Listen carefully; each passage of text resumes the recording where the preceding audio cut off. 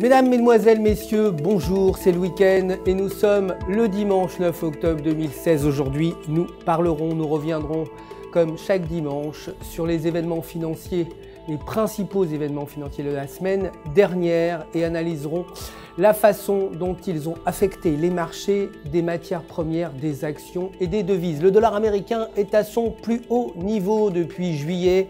À l'approche des élections, les élections présidentielles américaines le mois prochain semblent avoir une bonne influence sur le dollar. Vendredi, le billet vert a atteint son plus haut niveau depuis juillet. La paire euro-US dollar a enregistré une hausse de 50 points terminant la semaine avec un taux de change de 1,1201 $ et la livre sterling.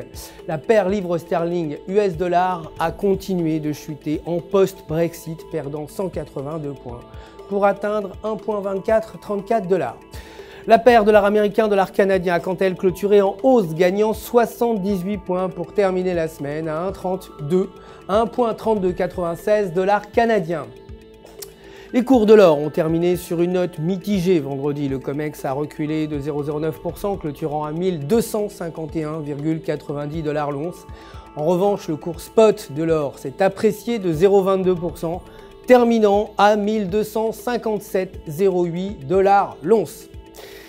Après plusieurs semaines agitées, le pétrole a terminé en baisse vendredi. Les barils de West Texas Intermediate WTI ont perdu 1,25%, clôturant à 49,81 $. Le Brent a quant à lui également chuté, reculant de 1,10% pour finir à 51,93 $ le baril.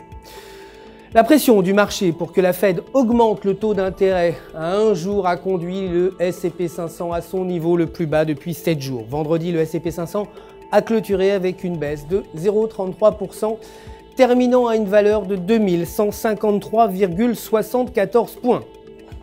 Le Dow Jones, quant à lui, a diminué de 0,15%, clôturant à une valeur de 18 240,49 points. Enfin, le Nasdaq a perdu 0,27% également de sa valeur et a terminé la semaine à 5292,41 points.